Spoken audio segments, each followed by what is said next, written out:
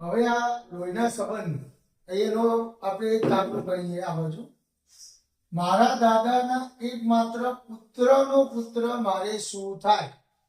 જો મારા દાદાના એકમાત્ર પુત્ર એટલે આપણા દાદા હોય, આપણે છીએ, એ ખાઈએ કાઢવાનું આપણે પોતે.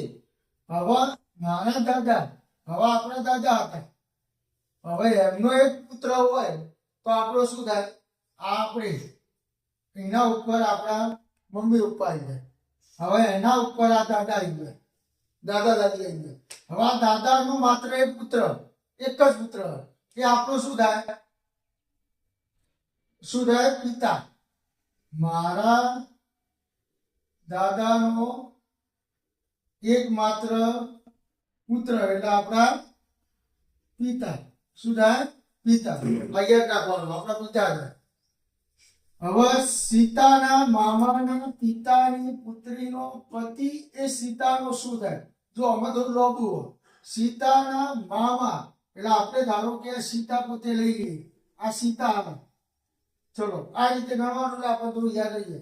આ સીતા એના મામા એટલે આપણા મમ્મી હોય, આ મમ્મી એનો ભાઈ હોય, એ આપણા મામા થયા. આ સીતાના મામા આ થયા. હવે આગળ શું થયું? સીતાના મામાના પિતાની. હવે આ સીતાના મામા હોય એના પિતા એટલે નાના. આ નાના અનાય પિતા થઈ, અનાય પિતા થઈ, બંનેના પિતા છે. પુત્રીનો પતિ. હવે નાના હોય એની પુત્રી કોણ થઈ? આપણી મમ્મી. એનો પતિ એ સીતાનો શું થાય? એનો પતિ, આનો પતિ એટલે આપણા મમ્મી પપ્પા. સીતાનું શું થાય? પિતા. શું થાય? પિતા. એટલે આમાં જવાબ શું આવશે? પિતા. યાદ રાખો, સીતા એના મામા એટલે મમ્મીના ભાઈ અને એના પપ્પા એટલે આપણા નાના થઈ અને મમ્મી પપ્પાના પપ્પા થઈ.